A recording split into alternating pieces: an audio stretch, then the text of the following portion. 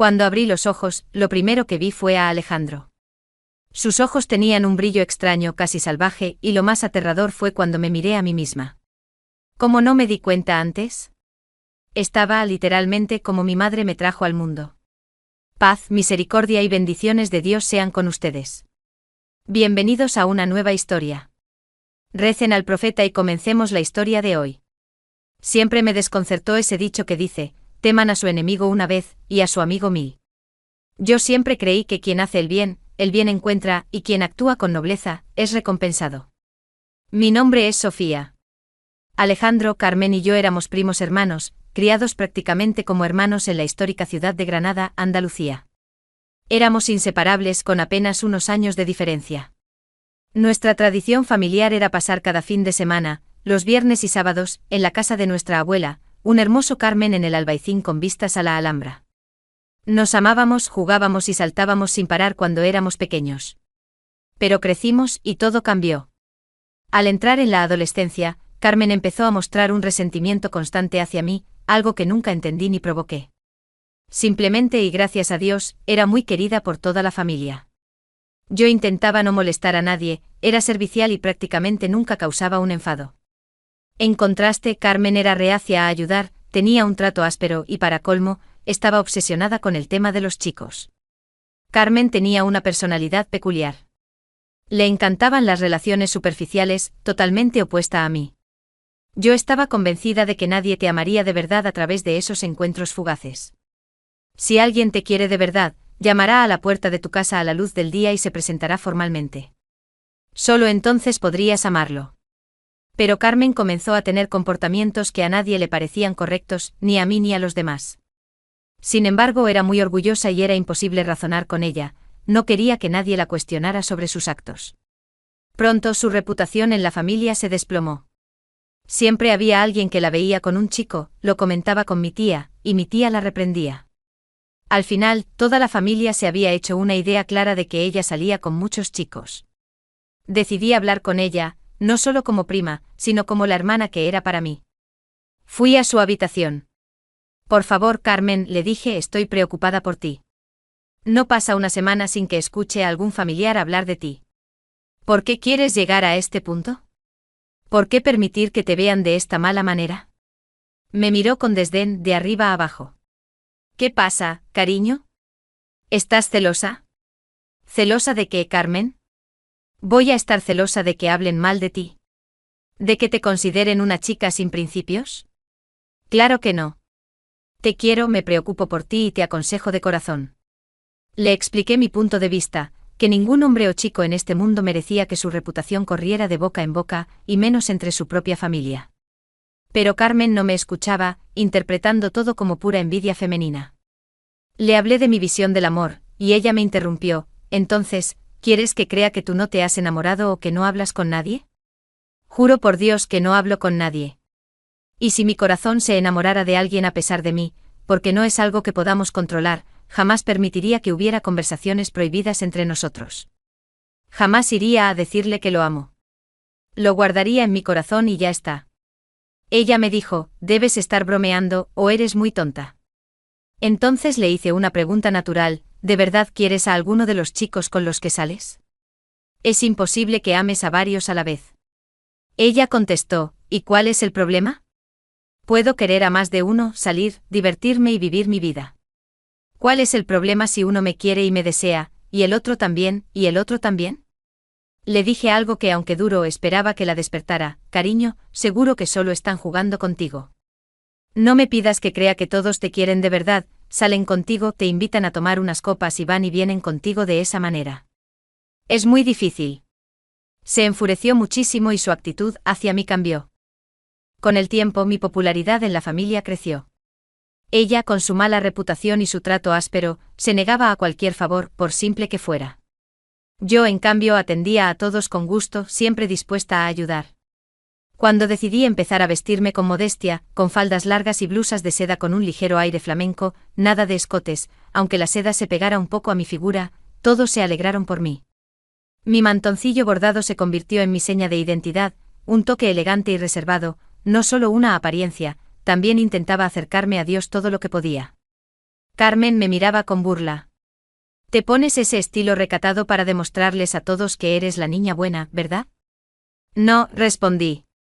Me gusta el estilo, me parece elegante y recatado. Me siento como una muñeca de porcelana pura. Estoy convencida, y me hace sentir angelical. Ella y yo compartíamos un extraño fetiche por la imagen de la muñeca intocable. Me miró de nuevo y dijo, ya entiendo. Entiendo tus juegos, cariño. Sé que haces todo esto para que digan que no hay otra igual a ti, y también por Alejandro. ¿Alejandro? ¿Qué tiene que ver Alejandro con esto? ¿No te has dado cuenta de que el primo Alejandro está enamorado de ti? Sus miradas son suficientes para que lo sepas, no es necesario que te lo diga. Le aseguré que yo lo veía solo como un hermano, y que no tenía ningún sentimiento romántico hacia él. Ella no me creyó y empezó a tratarme fatal. Sus celos eran evidentes, pero nunca imaginé que llegaría a hacerme daño. Éramos familia, sangre y teníamos una historia de amor y amistad desde la infancia. Por eso, no sospeché de ninguna traición. En cada visita a la casa de la abuela, yo intentaba hablar con ella, esperando que mis palabras la hicieran cambiar, pero nunca funcionó. Nunca la odié, a pesar de que la familia la evitaba. Siempre la vi como mi querida hermana, que pronto recapacitaría. Un día conoció a un chico llamado Iker. Él tenía un coche de lujo. Lo que me molestó fue que por primera vez sentí que Carmen se había enamorado de verdad de alguien. Parecía distinta a sus ligues anteriores. Empezó a hacer grandes sacrificios por él, lo cual es el gran error de la mujer enamorada, la debilidad que la lleva al error. Una chica que solo está jugando es fuerte y puede decir, no, pero Carmen no podía decirle no a Iker. Una tarde la vi en el coche con él. Fui a hablar con ella. Carmen, te vi con un chico en el coche. Sí, es Iker. ¿Y qué es Iker para nosotras para que te subas a su coche? Ten cuidado, no sea que te lleve a algún lugar y te haga daño. No. Iker me ama y se muere por mí. Lo dudo. Si te amara de verdad, no haría eso. Vendría, se presentaría y entraría en la casa por la puerta grande. El que se esconde y hace esas cosas no tiene buenas intenciones. ¿Quieres decir que todos los chicos son así? Tienes que entender que todos los chicos son así, para que seas cautelosa con la persona que tienes delante. Una semana después me llamó histérica, llorando a gritos. ¿Por qué hiciste esto? ¿Por qué le contaste a mi madre? ¿Cómo pudiste contarle a mi madre sobre Iker y el coche? Era un secreto. Te juro que no le dije nada a nadie. Yo te lo dije a ti. Si hubiera querido chismear, no te habría dicho que yo te vi. Además, cariño, vivimos en un pueblo pequeño de Granada, todos estamos cerca, somos un círculo reducido. Te verá un vecino, un primo, un amigo. Ten más cuidado. ¿Qué pasaría si tu hermano se entera de que te subes al coche con un chico? Estoy segura de que fuiste tú. Estás celosa de mí porque nadie se fija en ti. Le expliqué de nuevo mi punto de vista, pero fue inútil. Me colgó el teléfono, lanzándome una puya sobre Alejandro. De todos modos, si quieres tener a alguien en tu vida, solo tienes que hablarle una vez a Alejandro. Lo tendrás a tus pies. No quiero que nadie esté a mis pies, ni yo a los suyos. Te estoy aconsejando. Eres libre de hacer lo que quieras. Me enfadé mucho. Al mes siguiente, después de un sinfín de problemas, y con toda la familia enterada del asunto de Iker y el coche, ocurrió la catástrofe. Carmen e Iker fueron pillados en el coche en un lugar discreto. Alguien llamó a mi tía y le dijo, ven a la comisaría de la Plaza Nueva a buscar a tu hija. Mi tía se volvió loca. Fue a la comisaría para saber qué hacía Carmen con ese chico en ese lugar. Un agente contacto le dijo que no podía dejar a su hija en la calle a esas horas y con cualquiera. Carmen había dicho que estaría en mi casa, pero no era cierto, ni mi madre ni yo sabíamos nada. ¡Qué irresponsabilidad! Después de eso, Iker dejó de llamarla. Me enteré de que habían tenido muchas intimidades. Carmen estaba destrozada, pensaba que él iría a pedir su mano. Pero él mostró su verdadera cara, hablándole con crueldad. En lugar de recapacitar, en lugar de aceptar que los consejos de la familia eran ciertos, ella se volvió más obstinada. Desarrolló una extraña animosidad hacia todos, especialmente hacia mí. Fracasó y se vengó con los demás. En cada reunión, todos elogiaban mis modales, mi belleza recatada y mi comportamiento. Qué bien has criado a Sofía, Marta, le decían a mi madre. Esto la molestaba y sentía hiel en su corazón. Yo la quería y no quería que nada de eso pasara. Intenté ayudarla y aconsejarla de verdad, porque yo seguía los consejos de los mayores. No era por presumir. Yo solo intentaba esforzarme por hacer las cosas bien. Su mal camino y mi camino recto hicieron que todas las miradas se dirigieran a mí. Y justo entonces Alejandro me habló por primera vez. Me confesó que estaba enamorado de mí y quería pedir mi mano. Me quedé en shock. De verdad, siempre lo vi como un hermano. La reacción de Carmen fue de una profunda tristeza y envidia. Le dije a Alejandro que no podía verlo como algo más que mi primo y mi hermano. Él se marchó destrozado. Me quedé con Carmen e intenté entender por qué estaba tan molesta. Su rostro se había transformado, lleno de dolor y rabia. Dijo que recordaba al villano Iker. Le dije que podría haber evitado que él llegara a su objetivo, y tal vez él habría visto en ella a una mujer digna, y habría ido a presentarse. Pero tú te comportaste mal, mi querida, le diste una idea equivocada a la gente. Sí, me interrumpió, así que tú también juegas con Alejandro. Alejandro me estaba pidiendo formalmente que me casara con él. Si lo quisiera, diría que sí. No tengo que hacer juegos con él como los que tú hiciste con Iker. No sabía que mi franqueza encendería un fuego en ella. La rabia de que Alejandro me pidiera matrimonio, a mí que nunca le había hablado, mientras que Iker la había abandonado después de todo lo que hizo por él. Hizo algo que nunca jamás me habría imaginado. Lo supe después, pero déjenme contarles los hechos en orden. Un día me invitó a salir, a tomar algo. Fuimos a un puesto callejero en el Realejo que vendía bocadillos rápidos, cerca de los bares de tapas. Me ofreció un bocadillo de carne en salsa y acepté. Ve a lavarte las manos y la cara, si quieres, me dijo. Mientras preparan el bocadillo. Lo hice y cuando regresé, me dio mi bocadillo. Empezamos a caminar y a comer. Noté que el sabor era horrible, muy extraño. Carmen, este bocadillo sabe muy mal. No puedo comerlo, qué asco. ¿Qué dices? Sabe delicioso, mira, yo también estoy comiendo. Y empezó a comer. Pero algo en el bocadillo me repugnaba. Después de 3 bocados dije, no puedo más, lo envolví y lo tiré a la basura. No voy a dárselo a nadie para que se haga daño. Un minuto después, ella dijo, tienes razón. Sabe fatal. Y tiró el suyo.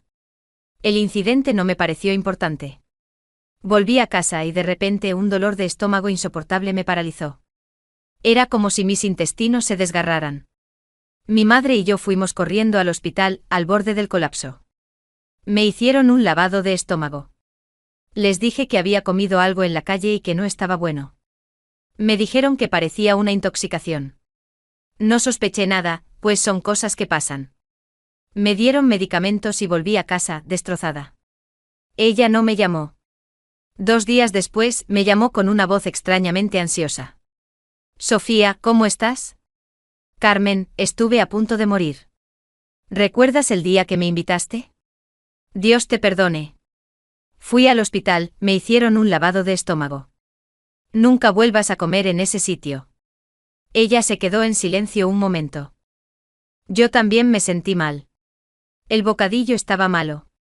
Fui a la farmacia y me dieron algo. Estuve en cama, por eso no te llamé. Lo dijo con demasiada tranquilidad. Dios mío. Estuvimos a punto de morir envenenadas por esa comida, punto. Le quité importancia y seguí hablándole con amor, preocupada por ella.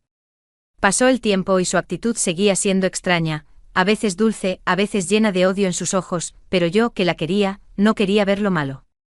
Un día me dijo, mi madre se va de viaje y mi hermano está en la universidad, en otra ciudad.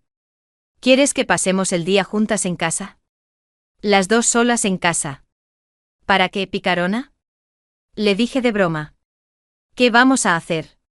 Pasar tiempo juntas, la casa es aburrida. Podemos bromear, bailar, cantar lo que queramos. Vale, cariño, de acuerdo. Le pedí permiso a mi madre y fui a casa de mi tía. Por primera vez al entrar sentí una opresión en el pecho. Carmen se veía extraña, su manera de hablar era forzada, sus ojos llenos de rencor. Empezó con cosas raras como, no sé por qué todos te quieren. No sé por qué nadie me quiere a mí. Intenté animarla, pero su conversación estaba llena de amargura. Me pregunté, ¿para esto me invitaste, para que me amargara contigo? Pero la quería. Recé la oración de la tarde.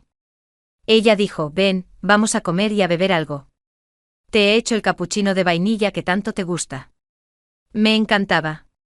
Me dio el capuchino de vainilla. Era cremoso con un ligero toque de canela. Nos sentamos y hablamos. Me hablaba muy dulcemente, casi demasiado. Yo seguía bebiendo mi capuchino. Al poco tiempo empecé a sentirme rara. Perdía el equilibrio. Mis ojos se cerraban y los abría. ¿Qué te pasa? ¿Tienes sueño?, me preguntó. No, dormí bien. No sé qué me pasa. Bebe el café para que te despejes. Bebí y volví a sentir que mis ojos se cerraban. Bebe para que la tarde sea agradable. Y seguí bebiendo hasta que me sumergí en la oscuridad. Mi corazón se rompe en 1000 pedazos. Me desperté y vi a Alejandro, mi primo. Me miré y estaba desnuda. Miré la cama, había sangre. Entré en un estado de shock. ¿Qué es esto? ¿Cómo? Carmen, Alejandro, ¿qué está pasando? No entiendo nada. Solo vine a pasar el día con Carmen. ¿Cuándo llegaste tú? Alejandro estaba llorando. Me miró y me dijo, ya tranquila. Solo quiero que me aceptes. Te amo y quiero casarme contigo. No te enfades. Carmen me dijo que solo así aceptarías. Lo miré con incredulidad. Sentí una risa amarga. ¿Carmen? ¿Dijo que aceptaría si me haces esto?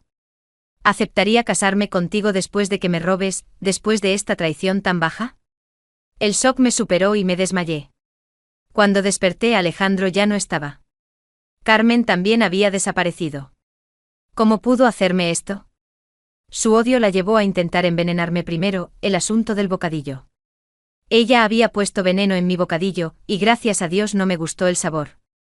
Puede que lo que puso no tuviera sabor, pero quizás las especias que enmascaran el sabor de la carne no pudieron enmascarar lo que ella había añadido. Quería matarme. Y luego planeó lo de la casa. Convenció a Alejandro diciéndole que yo lo amaba en secreto, que nunca aceptaría su mano, pero que si hacía esto, me obligaría a casarme con él porque ya no sería pura, y nadie más me querría. Él lo hizo por amor creyendo que ella lo ayudaría. Al despertar y ver la sangre, él también se arrepintió creyendo que yo lo aceptaría como ella le dijo. Regresé a casa, histérica. Mi madre me vio. ¿Qué te pasa? No podía hablar. Mientras estaba allí, sin poder pronunciar palabra, vi los vídeos. Los vídeos se compartían en mi perfil, enviados a toda la familia. Decía, la pura y devota, en los brazos de su amante. Para que sepan quién de nosotras está educada y quién no, a ustedes, que solo aman las apariencias. Perdí el conocimiento. Un colapso nervioso. Me llevaron al médico. No entendían qué me pasaba. Después de muchas inyecciones, mi padre y mi madre esperaban para escucharme. Sabían quién era yo, pero querían saber quién estaba conmigo. Al recuperar el conocimiento, les conté todo entre sollozos, incredulidad y dolor. Estaban en shock como si vieran una película de terror. Entonces Alejandro llamó a mi padre.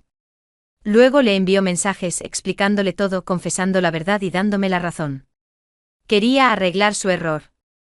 Mis padres me apoyaron firmemente. Tienes que hacer que pague. No has hecho nada malo. Decidimos no contárselo a la familia, pero Alejandro mismo empezó a enviar los mensajes a toda la familia, explicando que todo fue una trampa y que yo estaba drogada con un somnífero. Reveló que Carmen había planeado todo por odio y envidia. Ella se había escondido en casa de una amiga, pensando que nadie la encontraría. ¿Qué ganó con destruirme? No lo sé.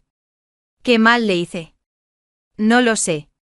Nunca haría esto a una persona que no conozco, y menos a mi prima, a quien amaba más que a mis propias hermanas. A Alejandro también lo quería. Él pensó que yo me sometería, que aceptaría casarme con él. Pero ella no le dijo que compartiría el vídeo.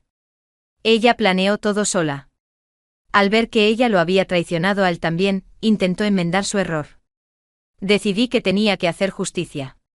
Presenté una denuncia contra Carmen. Alejandro testificó y pudieron arrestarla fácilmente. Los dos recibieron su castigo. Pero, ¿Servirá esto para recuperar lo perdido? Toda la familia me vio. Vieron mi cuerpo, me vieron en esa situación, aunque yo estuviera inconsciente. Desde ese día, me siento sucia, herida. Estoy en tratamiento psicológico. No puedo volver a ser la de antes. No puedo verla a ella ni a Alejandro. Si los viera, solo les haría una pregunta: ¿qué mal les hice? No hice más que amar a la gente y ser yo misma. No es mi culpa que yo tuviera razón y ellos no. No es mi culpa que la familia me quisiera. ¿Se imaginan que los elogios a una persona causen tanto odio en quienes la rodean? A mí me avergonzaba que hablaran bien de mí. Yo solo hacía lo que me parecía normal. Nunca imaginé que Carmen, la persona más cercana a mí, me haría un daño tan profundo, del que no puedo despertar. Ellos fueron castigados, pero yo fui la más castigada de todos. Por mucho que vayan a la cárcel, ya tienen antecedentes. Pero yo soy la más herida. No sé qué hacer. Solo Dios sabe. Pero tengo un mensaje para ustedes: si se equivocan, no odien a quien les aconseja. Odien lo de ustedes mismos. Lamenten por ustedes mismos. Y por favor, no elogien a nadie delante de alguien de su misma edad, porque descubrí que no es una bendición, sino una maldición de la que me quemé yo, y nadie más. Esta es mi historia. Espero que les sirva de lección. Después de que Alejandro y Carmen fueran castigados, yo no sentí alivio. Sentí un vacío cavernoso y una profunda vergüenza que se adhería a mí como el olor a jazmín rancio. Estaba rota, destrozada, no por lo que ellos me hicieron, sino por cómo se atrevieron a exponer mi intimidad. Yo, Sofía, la niña buena de Granada, cuya única transgresión había sido desear un capuchino de vainilla cremoso, me había convertido en el chisme más jugoso del Albaicín. Mi recuperación física fue lenta, pero la emocional era una pendiente interminable. Mis padres fueron mi roca. Mi padre, un hombre orgulloso y trabajador, tuvo que enfrentarse a los susurros de los vecinos en la plaza de San Nicolás. Mi madre, con la dignidad andaluza que la caracteriza, levantó la cabeza y me protegió de las miradas de lástima o juicio. El primer mes después de la revelación de los vídeos fue una tortura. Salir a la calle era impensable. Me sentía una paria, una pecadora, aunque yo fuera la víctima. El encierro se convirtió en mi prisión. Mi hermoso Carmen con sus azulejos antiguos y su patio fresco se volvió sofocante. Recuerdo un día en particular. Era un sábado, y escuché las risas y el bullicio de la gente paseando cerca de casa. Mi alma anhelaba el sol de Andalucía, la brisa fresca que bajaba de la Sierra Nevada. Le pedí a mi madre que me dejara salir un momento. Ponte algo que te dé fuerza, hija, me dijo. Abrí mi armario. Antes, cada prenda, aunque modesta, era un placer. Me gustaba el sutil fetiche de sentirme completamente cubierta, pero con telas que insinuaban sin mostrar. Elegí un vestido que me había regalado mi abuela. Era de un color verde esmeralda intenso, de terciopelo ligero, con mangas largas y puños ajustados. Pero la falda, que llegaba hasta mis tobillos, se abría en una elegante caída que recordaba a las telas de las bailarinas de flamenco. No llevaba escote, sino un cuello alto de encaje negro que subía hasta mi barbilla. A pesar de la cobertura total, el terciopelo se ceñía a mi cintura de una forma que al moverme, se dibujaba mi silueta con una sensualidad contenida. Mis pies, calzados con unas discretas merceditas de piel negra, se sentían extrañamente desnudos, aunque cubiertos. Me puse unos pendientes largos de plata que contrastaban con la austeridad del vestido. Me sentía como un tesoro escondido cubierto en terciopelo y encaje, con esa luz verde que me daba una apariencia de fuerza, pero por dentro estaba temblando. Salí con mi madre hacia el pequeño mercado. Sentí que todos los ojos me seguían. No eran solo los curiosos, eran mis primas, las vecinas, la gente de la iglesia. Pude escuchar fragmentos de conversaciones. Mira, es ella la de los vídeos. Pobre madre, lo que le tocó aguantar. Pero qué vestida va como para disimular lo que hizo. La peor parte fue una mujer, una tía lejana, que se acercó a mi madre y le dijo en voz baja, pero audible para mí: Marta, a tu hija le hacía falta un escarmiento. Demasiada perfección, demasiados halagos. La humildad es mejor que la pureza exagerada. Quizás ahora aprenda a ser más humana. Esa frase me golpeó más que todo lo que Carmen había hecho. Me estaban culpando por ser buena. Me estaban castigando por la admiración de los demás. La envidia había envenenado no solo a mi prima, sino a toda la comunidad. Regresé a casa y me derrumbé. El vestido verde esmeralda, que me había prometido fuerza, me parecía ahora un sudario. Lo tiré con rabia. Lloré hasta que mis ojos se hincharon. Mi padre me obligó a ir a terapia con la doctora Elena Fuentes, una psicóloga de renombre en la ciudad. Al principio me resistí, no quería que una extraña supiera mi vergüenza. Sofía, tienes que hablar. Tienes que sacar el veneno de tu corazón, me dijo mi madre. En la primera sesión, me senté rígida, sin poder mirar a la doctora Fuentes. Ella era una mujer de unos 50 años, con gafas elegantes y una voz tranquilizadora. Me puse un conjunto sencillo, una falda plisada de lana color tierra y una blusa de cuello cisne que ocultaba cada centímetro de piel. No buscaba la belleza sino la invisibilidad. Sofía, no tienes que hablar si no quieres, me dijo. Pero déjame decirte algo, tú no eres el vídeo. Tú no eres lo que te hicieron. Tú eres la víctima de una maldad nacida de la envidia. Ella me ayudó a entender la dinámica del odio de Carmen. Me hizo ver que los celos de Carmen no eran sobre Alejandro, sino sobre la luz que yo desprendía y que ella deseaba. Ella quería mi aureola de santidad y al no poder obtenerla, decidió destruirla. A medida que pasaban las semanas me abrí. Le hablé de mi soledad, de mi sensación de profanación, de ese fetiche de la pureza que ahora sentía mancillado. Le conté cómo me gustaba vestirme con telas ricas pero completamente cubiertas, para sentirme una diosa inaccesible. La doctora Fuentes me hizo una pregunta extraña: Sofía, si te dieran a elegir, ¿qué preferirías que la gente viera, tu cuerpo desnudo o tu alma desnuda? La pregunta me descolocó. Le dije que mi alma, mi verdadero ser, siempre había estado al descubierto para mi familia. Y era precisamente mi alma noble la que Carmen había intentado aplastar. La terapia me dio una vía de escape, pero también desarrollé una nueva obsesión, un nuevo vicio para anestesiar el dolor: los zapatos. Empecé a comprar zapatos. No sandalias ni zapatos abiertos. Me obsesioné con las botas altas, botas de cuero que subían hasta la rodilla, con tacón, elegantes. Eran mi nuevo secreto. En casa a escondidas me las probaba. Me gustaba el sonido seco del tacón resonando en el suelo de madera. Sentir el cuero apretando mi pantorrilla, la sensación de fuerza y dominio que me daban. Eran mi manera de decir: me vistieron de mujer fácil, pero yo soy una guerrera que pisa fuerte. Mi madre no entendía para qué compraba tantos zapatos y casi no salía. Le decía que eran para cuando volviera a la normalidad. En realidad, eran mi armadura, mi fetichismo por el poder y la protección que el cuero me ofrecía. Casi 2 meses después de que Alejandro entrara en prisión preventiva, recibí una carta suya. Estaba escrita en un papel arrugado con una letra temblorosa. Me la leyó mi padre, pues yo no tenía valor para hacerlo. Sofía. No espero tu perdón. No hay palabras para el horror que cometí. Ella me convenció de que era la única forma. Me dijo que te amaba con tanta pureza que solo una transgresión te haría ver que el amor es humano, es sucio, es carne. Me engañó. Me dijo que después de la noche te llevaría a un lugar. Un lugar que era tu secreto, un lugar que te hacía sentir especial. Me dijo que tú tenías un pequeño y extraño gusto, que a veces, cuando te sentías agobiada por ser tan pura, ibas a un lugar en el corazón de Granada y te vestías de una forma que nadie te vería con ropa que era casi nada. Me dijo que te gustaba sentirte expuesta solo para ti misma, como un pequeño ritual de rebelión contra tanta rectitud. Y el plan era, después de lo que pasó, llevarte a ese lugar. Y allí, en ese rincón íntimo, me pedirías casarte conmigo. Ella te iba a despertar y te iba a decir: mira, tu secreto y tu cuerpo ya no son solo tuyos. Cásate con él y te protegerá. Nunca llegamos a ese lugar. Pero me obsesiona. Sofía, ¿cuál es ese lugar? ¿Qué secreto tuyo quería usar para manipularte?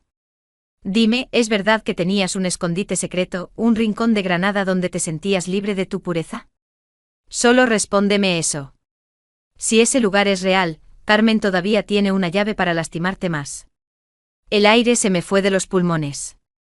Era verdad. Tenía un secreto. Un lugar.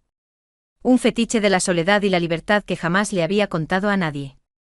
Mi escondite era un pequeño trastero abandonado en las cuevas del Sacromonte, que daba a un barranco solitario con una vista impresionante de la ciudad. Lo había encontrado hacía años. Me había gustado el olor a tierra húmeda y la oscuridad fresca. A veces, cuando la presión de la niña perfecta era demasiado, yo iba allí. No me quitaba toda la ropa, pero sí me ponía las prendas más atrevidas que tenía, esas que nunca vería la luz del día. Usaba un cuerpo de encaje negro, de esos que se usan debajo del vestido de flamenca para darle forma al cuerpo, pero sin la falda, con ligas y medias de rejilla, siempre con mis botas de cuero, que añadían un toque de rudeza. Me paraba frente a un diminuto espejo roto que había encontrado allí, y bailaba suavemente, solo para mí. Me gustaba la sensación de vulnerabilidad que se convertía en poder en esa soledad.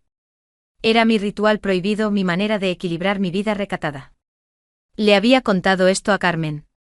En una noche de confesiones de adolescentes, años atrás, entre risas y secretos, le dije, soy la pecadora más casta que hay. Tengo un cuarto secreto donde bailo como una mala mujer, solo para que mis demonios se calmen. Ella lo había recordado. Y lo había usado. Si Carmen tenía la llave de ese lugar, y el vídeo ya se había difundido, ¿qué más podría hacer? ¿Qué otra humillación me esperaba? Me miré las manos temblorosas. El juego no había terminado. Padre, dije con voz apenas audible, Alejandro tiene razón. Ese lugar existe. Y tengo que ir. La revelación de la carta de Alejandro me heló la sangre. El miedo se mezcló con una punzada de rabia. Que Carmen hubiera guardado mi secreto más íntimo, mi pequeño y solitario ritual de rebelión, para usarlo como arma, era el colmo de su perfidia. Mi padre, al escuchar mi confesión sobre el trastero en el Sacromonte, me miró con una mezcla de dolor y comprensión. Me sentí culpable, como si mi pequeña e inocente transgresión hubiera dado a la maldad la munición perfecta. No era solo la violación de mi cuerpo, sino la amenaza a mi último reducto de libertad personal. Decidí que tenía que ir. Necesitaba enfrentar ese lugar antes de que cualquier otra cosa pudiera suceder. No podía permitir que ese pequeño trastero de adobe, que había sido mi santuario, se convirtiera en un nuevo escenario para mi humillación. A la mañana siguiente me preparé para la expedición. Elegí mi vestuario con un propósito.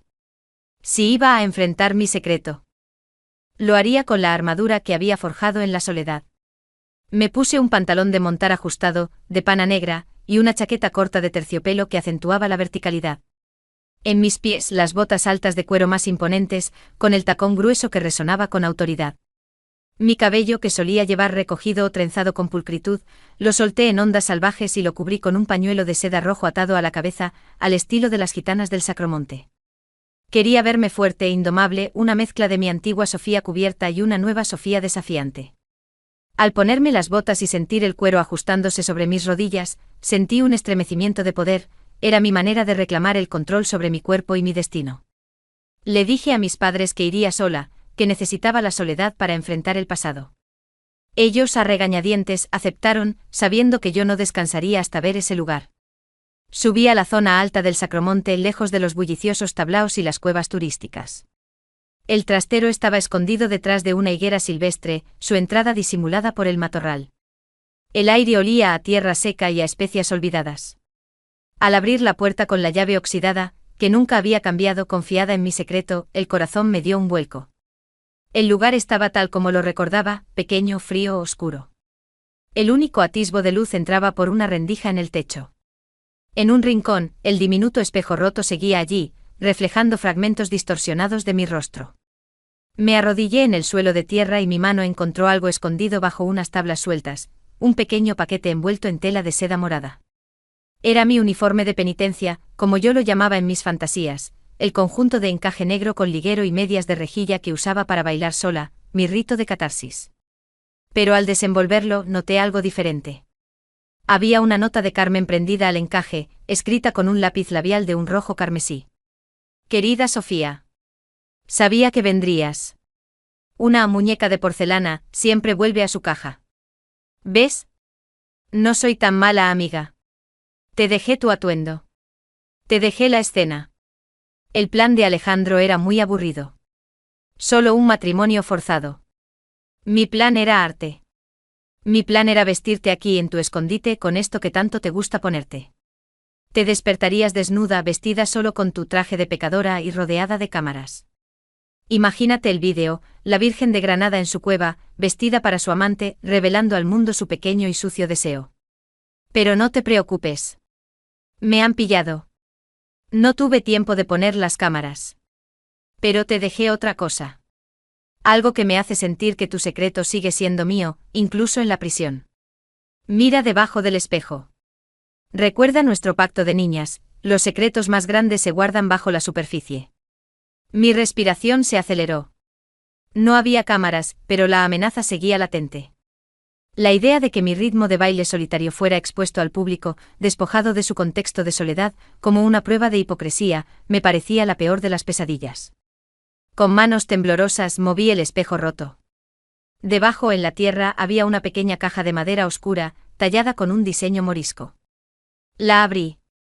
Dentro no había fotos ni vídeos. Había un único objeto que me provocó un escalofrío que subió desde mis botas hasta mi garganta, un pequeño zapato de seda rojo. Era un zapato diminuto de un rojo escarlata vivo, de seda brillante como los que usan las bailarinas de ballet.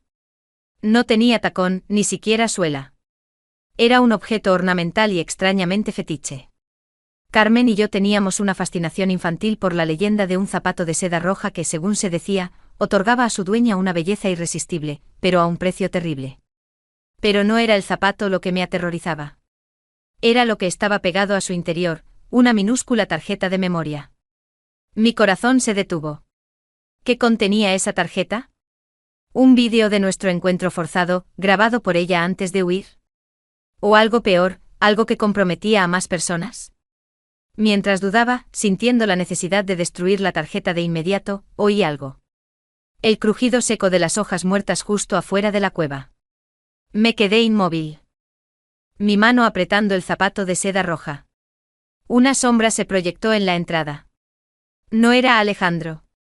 No era la policía.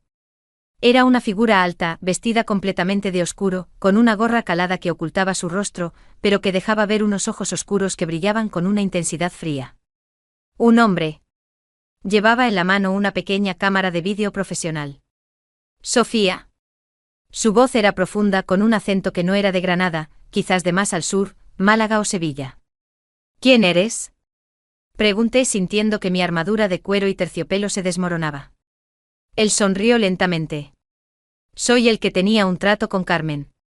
Ella me debía un gran favor y me lo pagó con un pequeño trabajo. Dio un paso hacia el interior, obligándome a retroceder. Ella me dijo que la parte más emocionante de su plan no era la humillación pública, sino la destrucción del fetiche de la muñeca de porcelana. Dijo que te encantaba sentirte intocable, y yo soy muy bueno tocando lo que no debo. Se acercó lentamente, su mirada fija en mi rostro, luego bajó a mis botas de cuero. Me dijo que tu verdadero secreto no estaba en el encaje que tenías escondido, sino en el poder que intentas mostrar con esos zapatos. Es una pena que no esté aquí. Ella quería verme romper esa imagen. Y yo siempre cumplo mis encargos. Mi mente gritó huye. Pero el miedo me tenía clavada en el sitio. Intenté hablar, pedir ayuda. Él se rió, una risa seca. No, no te asustes. No estoy aquí para terminar el trabajo de Alejandro. Estoy aquí por algo que Carmen no pudo prever. Señaló el zapato de seda roja en mi mano. Esa tarjeta de memoria. Ella creía que era un simple seguro contra mí, un vídeo. Pero esa tarjeta, Sofía, contiene algo mucho, mucho más valioso para la gente de Granada. En ese instante la luz que entraba por la rendija se extinguió, oscureciendo completamente la cueva. Solo pude escuchar el sonido del seguro de la cámara que él llevaba. Si quieres saber lo que realmente hay ahí dentro, tendrás que bailar para mí. Con tus botas. ¿Y tu miedo? El hombre de la gorra, con su acento de Sevilla y su aire amenazante, cerró la puerta de la cueva, envolviéndonos en una oscuridad casi total, rota solo por un débil rayo de luz que se colaba por la rendija del techo. Yo estaba petrificada, aferrando el diminuto zapato de seda roja y la tarjeta de memoria como si fueran amuletos de salvación. ¿Bailar? Mi voz sonó como un susurro roto. ¿Qué quieres decir con bailar? Él encendió una pequeña luz roja en el frontal de su cámara. Su rostro, apenas visible bajo la gorra, era duro, cincelado. Un baile de revelación, Sofía. Carmen me habló de tu ritual. Ella quería que yo grabara tu vulnerabilidad con tu traje de encaje. Pero yo no hago pornografía barata. Yo busco la verdad. ¿La verdad? Sí. La verdad que escondes detrás de esas botas de guerrera. Me dijo que te pones esos pantalones de montar y ese cuero para sentirte intocable. Quiero ver el momento en que esa armadura se resquebraja. Muéstrame el miedo que te carcome. Y a cambio, te diré qué secretos hay en esta pequeña tarjeta carmesí. Mi mente trabajaba a 1000 por hora. Si me negaba, podría obligarme. Si accedía, al menos controlaría la situación.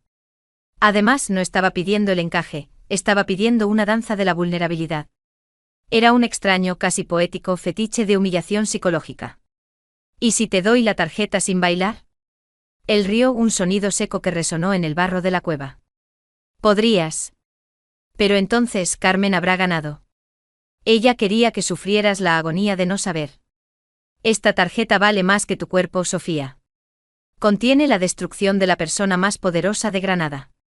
Esa frase me convenció. La destrucción de alguien poderoso significaba que el contenido de la tarjeta no era personal mío, sino político, financiero, o algo que involucraba a la élite. Carmen no solo había buscado vengarse de mí, sino que se había inmiscuido en algo mucho más grande, usando mi secreto como moneda de cambio. Dejé el zapato y la tarjeta en el suelo. Me puse recta, sintiendo el cuero ajustado de las botas. La oscuridad era mi público y la luz roja de la cámara, mi única testigo. ¿Qué quieres ver? Pregunté. Mi voz ahora más firme. Quiero ver a la mujer que se esconde bajo el terciopelo y la pureza. Quiero ver tu dolor y tu rabia. Que esas botas golpeen el suelo con la furia que sientes hacia Carmen y Alejandro. Y entonces empecé. Fue un movimiento lento al principio.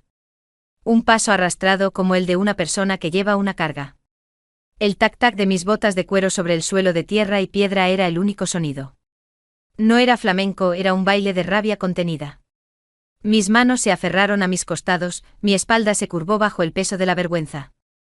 Me moví en círculos lentos, sintiendo el pantalón de pana tensarse con cada paso, y la chaqueta de terciopelo oprimiendo mi pecho. El hombre, al principio inmóvil, empezó a moverse con su cámara, capturando el brillo de las botas en la penumbra. Yo cerré los ojos y dejé que la memoria de la traición me inundara. Recordé la mirada de odio de Carmen, el sabor metálico del veneno, el shock de despertar en el lecho manchado. La danza se hizo más intensa. Mis pies golpearon el suelo con más fuerza, tac. Tac. No era solo un ritmo, eran latigazos contra el destino. Mis caderas se movieron con un temblor de agonía, mi cabello rojo-negro azotaba el aire. Era un baile que, a pesar de la ropa modesta, era más erótico que cualquier desnudo, porque era la exposición pura de mi alma herida. Sentía el sudor frío y la tela ajustada de mi ropa se pegaba a mi cuerpo con cada contorsión del dolor. De repente tropecé con una roca invisible y caí de rodillas. El impacto resonó en mis botas. Respiraba agitadamente. Él no me ayudó. Solo movió la cámara hacia abajo, enfocando mis ojos. Suficiente, dijo. Esa es la verdad. Esa es tu danza de la derrota. Me levanté jadeando y lo miré con ojos cargados de odio. ¿Ahora la verdad sobre la tarjeta? Él se quitó la gorra, revelando un rostro curtido y una mirada inesperadamente grave. Soy Javier. Fui un ex policía corrupto de Sevilla. Carmen me conoció por un contacto de Iker. Ella me contrató para una venganza muy elaborada. Yo accedí a filmar, pero no por el dinero, sino por la información. Señaló la tarjeta. Esto no contiene el vídeo de tu noche con Alejandro. Contiene audios encriptados y archivos bancarios que prueban una red de corrupción y tráfico de arte sacro robado de la Alhambra y las iglesias de Granada. Me quedé boquiabierta. ¿Tráfico de arte? Sí. Y el líder de esta red es ni más ni menos que el abuelo de Alejandro y Carmen, y tu abuelo también, don Enrique de la Vega. La cueva giró a mi alrededor. Don Enrique, nuestro patriarca, el hombre que nos había criado en su Carmen, bajo la sombra de la Alhambra, ¿un ladrón y traficante? Carmen lo descubrió por casualidad, investigando los movimientos sospechosos de Alejandro en la casa. Ella pensó que la tarjeta contenía evidencia que le daría poder sobre la familia, o al menos un rescate. Ella me iba a entregar esto a cambio de que yo difundiera tu vídeo de la cueva, lo que ella consideraba el clímax de su venganza. Así yo obtendría la información que necesito para mi propia revancha contra el sistema, y ella te destruiría. Me tendió la tarjeta. Ahora es tuya, Sofía. Tienes en tus manos el arma de destrucción de tu familia. Si la usas, tu abuelo irá a prisión. La familia se deshonrará aún más. Pero tú, la niña buena, serás la heroína que desmanteló la red. Es tu elección, la vergüenza personal o la ruina familiar. Javier se puso la gorra, apagó la luz de la cámara. Pensé que el baile sería mi recompensa. Pero tu dolor es más que suficiente. Lo grabé no para hacerte daño, sino para que tú misma veas que incluso en el dolor, eres más fuerte que ellos. Ahora, la pelota está en tu tejado. Salió de la cueva y se perdió entre los matorrales, dejando la oscuridad y el silencio a su paso. Yo me quedé allí en la tierra fría, con la tarjeta de memoria en una mano y el zapato de seda roja en la otra. El zapato, antes un símbolo de una belleza prohibida, ahora era la llave para destrozar la base misma de mi vida en Granada. Don Enrique el abuelo. La fuente de nuestra estabilidad, el custodio de nuestras tradiciones, el traficante de los tesoros de nuestra tierra. Mientras me levantaba con dificultad, sintiendo el dolor en las rodillas por la caída, noté que la pared de la cueva, justo donde estaba el espejo roto, tenía una inscripción apenas visible que antes no había notado. Estaba escrita con el mismo lápiz labial carmesí de Carmen. Sofía, lo que va debajo de la bota, es lo que de verdad domina. No dejes que el abuelo escape. El siguiente zapato te espera en el lugar donde tu pureza se encontró por última vez con la mentira. ¿El siguiente zapato? Otro. ¿Y dónde se encontró mi pureza por última vez con la mentira? El lugar donde Alejandro y Carmen me drogaron. La casa del Carmen de mi abuela. Mi destino no era solo vengarme de Carmen, sino de la hipocresía que había destruido mi vida y que ahora amenazaba con devorar a toda mi familia. Bandera de España, el Carmen de la abuela y el último círculo de la traición, quinta parte. El Carmen de mi abuela, con sus jardines perfumados y sus muros blancos, era el lugar donde la inocencia había muerto. Allí jugamos de niños, allí crecimos y allí, entre azulejos y macetas de geranios, fui drogada y traicionada. El mensaje de Carmen en la cueva era claro: el siguiente zapato y otra parte de este rompecabezas de veneno y secretos me esperaban en esa casa. La tarjeta de memoria ardía en mi bolsillo. Contenía la ruina del hombre que era la base de mi familia, don Enrique. No podía dudar. Mi vida ya estaba destrozada, ahora era el momento de desmantelar la mentira que había permitido que esa maldad floreciera. Si el abuelo era un traficante, era probable que Carmen y Alejandro no fueran sus únicas víctimas. Llave maestra a la búsqueda en el santuario roto. Esa tarde, bajo el pretexto de recoger algunas de mis pertenencias olvidadas, volví al Carmen con mis padres. La casa estaba extrañamente silenciosa. Don Enrique el abuelo estaba fuera de la ciudad por asuntos de negocios, y la abuela estaba en su siesta habitual. Mis padres se quedaron en el salón. Yo subí a la habitación que Carmen y yo compartíamos, un espacio que ahora parecía contaminado. Mi corazón latía con fuerza. El mensaje decía: el siguiente zapato te espera en el lugar donde tu pureza se encontró por última vez con la mentira. La mentira se materializó en el vaso de capuchino de vainilla envenenado. Fui directamente a la cocina. Era una cocina antigua con una alacena profunda donde se guardaba la loza fina y las especias. Revisé la alacena. No había nada obvio. Me concentré en los sabores. El capuchino estaba en mi mente: vainilla, chocolate, canela y el sabor del somnífero. Mi mano se dirigió a una lata de canela moruna, una especia que se usaba mucho en las recetas de la abuela. Al mover la lata, noté que era inusualmente ligera. Al abrirla, no encontré canela. En su lugar, encontré un pequeño paquete envuelto en papel de seda azul. Dentro estaba el segundo objeto que me heló la sangre, un pequeño guante de encaje blanco. El guante era diminuto, de encaje antiguo, como los que usaban las mujeres en la alta sociedad de Sevilla para los bailes. Yo tenía un fetiche por los guantes, especialmente los largos que cubrían el antebrazo. Era un símbolo de mi inaccesibilidad y mi delicadeza. Atado al guante con un hilo de oro, había otra nota de Carmen. Mi querida Sofía. Felicidades. Encontraste el segundo trofeo. El guante de encaje era el símbolo de la pureza que tanto te gustaba exhibir, ¿verdad? Mi error no fue odiarte, sino subestimar el amor de Alejandro. No debí dejar que confesara.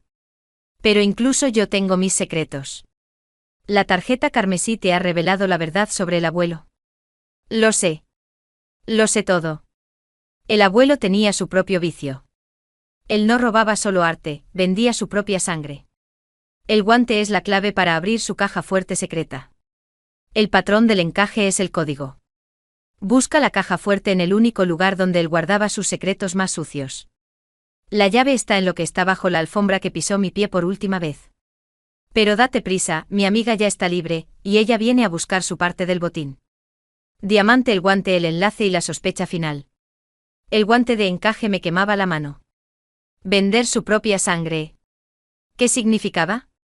¿Vender a la familia? ¿O algo más oscuro? Carmen hablaba de una amiga que estaba libre y venía a buscar el botín. Recordé que ella se había escondido en casa de una amiga antes de ser arrestada. ¿Estaba esa amiga involucrada en el plan original de chantaje? Fui a la habitación del abuelo. Era un lugar austero con grandes alfombras persas. Carmen decía que la llave estaba bajo la alfombra que pisó mi pie por última vez. El último lugar donde la vi pisar antes de irnos a la cocina a tomar el capuchino fue justo en el umbral, donde se saludó con mi madre. Fui al salón. Allí, bajo el borde de una enorme alfombra, encontré una pequeña hendidura en el suelo. Al levantar la alfombra, había una pequeña caja de madera incrustada. Con el corazón latiéndome a ritmo de tambor, recordé que Carmen dijo que el patrón del encaje del guante era el código. Analicé el encaje, 3 rosetones seguidos, luego un bucle simple y una puntada triple. Intenté esa secuencia en la caja, rosetón bucle triple. ¡Clic! La caja se abrió. Dentro no había dinero, sino un único objeto, una llave de bronce antigua, pesada, con un escudo tallado de la ciudad. Y una última nota. La llave abre el estudio secreto, la antigua bodega de vinos. Allí está su verdadera caja fuerte y los archivos que la deshonran. Pero recuerda, Sofía, lo que va debajo de la bota es lo que domina. Mira tus botas. El último paso es el más caro. Dejé el guante y la caja en el suelo. Mis padres estaban en el salón, ajenos a mi macabro juego de búsqueda del tesoro. El estudio secreto del abuelo era, en realidad, la antigua bodega, sellada por una pesada puerta de madera que solo él usaba. Deslicé la llave de bronce en la cerradura. La bodega olía a humedad, a polvo y a un tenue aroma metálico. Había barriles de vino viejos, pero detrás de ellos, oculta en la pared de piedra, estaba la verdadera caja fuerte. Era moderna, de acero. No tenía dial, sino una pequeña pantalla digital. Me acerqué a ella. ¿Cuál era el código? Recordé la frase final de Carmen, lo que va debajo de la bota es lo que domina. Pensé en mi fetichismo por las botas, en mi necesidad de control. ¿Pero qué significa ese control en el contexto de un traficante de arte? De repente una figura entró en la bodega. No tuve tiempo de reaccionar. Sofía. Era una mujer alta, vestida con ropa de viaje. Era la amiga de Carmen, Estela. «Dame esa llave», gritó con los ojos inyectados en sangre. «¿Qué quieres, Estela? ¿Estás involucrada en el tráfico de arte?» «Claro que no. Solo en la venganza. Carmen me dijo que si ella era capturada, yo vendría por el seguro. La tarjeta y el código». Me di cuenta. Carmen no solo quería mi destrucción y la de su abuelo, quería asegurarse de que su venganza se completara si ella fallaba. Estela era su último recurso. Estela sacó un objeto de su bolso. No era una pistola, sino un látigo corto de cuero trenzado con un mango elegante. Un objeto que se usaba en ciertos clubes nocturnos de Málaga. «Dame el código. Carmen me debe dinero. Si no obtengo los archivos del abuelo, mi vida está arruinada». Ella me dio una pista para el código, el número de mentiras que te dije sobre Alejandro. Me miré las botas de cuero. Me sentía fuerte, pero Estela era impredecible. «No sé de qué hablas», mentí, pero sabía que solo tenía un instante. «Mientes». Me dijo que eran 5 mentiras clave que te dijo para que te enamoraras de Alejandro, siseó Estela, agitando el látigo de forma amenazante, un claro fetiche de dominación que me hizo sentir náuseas. Pensé rápidamente en las mentiras de Carmen que condujeron al desastre. 1. Estás celosa. 2. Alejandro te ama. 3. Debes tener un amante. 4. Si te hace eso, aceptarás. 5. El capuchino es para despejarte. Eran más de 5. ¿Pero cuáles eran las más cruciales? Solo el número 5. Con un movimiento rápido, tecleé en la caja fuerte, 5555. Beep. Error. Estela se abalanzó, el látigo silbó sobre mi cabeza. Me protegí con mis manos. Piensa, Sofía. El zapato y el guante. El número de la pureza rota. ¿El número de veces que se rompió mi pureza? 1. ¿El número de personas involucradas en el plan? 3. Carmen, Alejandro, Estela, y el abuelo en la trama secundaria. De repente recordé el mantoncillo bordado de mi abuela. Ella siempre decía que tenía 7 flores de granada bordadas. 7 era el número de la perfección, el número que yo siempre busqué. Tecleé 7777. Clank. La caja fuerte se abrió. Dentro había pilas de billetes, pero lo más importante, libros de contabilidad y documentos detallados sobre la venta de piezas de la Alhambra. Y sobre ellos había un tercer objeto, una pequeña máscara de seda negra. Los archivos. Dame la máscara, es un signo de su trato. Gritó Estela. En ese instante se escucharon los gritos de mis padres en el salón. La abuela, despertada, se acercaba a la bodega. Suéltame. Grité usando mis botas de cuero para patear un barril. El barril rodó golpeando a Estela en la pierna. Ella cayó soltando el látigo. Aproveché el segundo para tomar los archivos, la máscara de seda, y la tarjeta carmesí, y corrí fuera de la bodega. Mis padres estaban luchando con la abuela en el pasillo. Marta. No dejes que se lleve nada. Es la ruina. Gritó la abuela. Pero ya era demasiado tarde. Yo corrí hacia la puerta principal del Carmen, hacia la luz del sol, con los archivos bajo el brazo y los ecos de la traición retumbando en mis oídos. Me detuve en el umbral del Carmen, mirando hacia la ciudad. Tenía la verdad. Tenía la ruina de mi abuelo. Pero el secreto de la máscara de seda seguía oculto.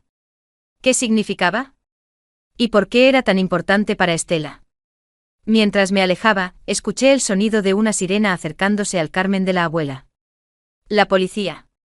¿Quién había llamado?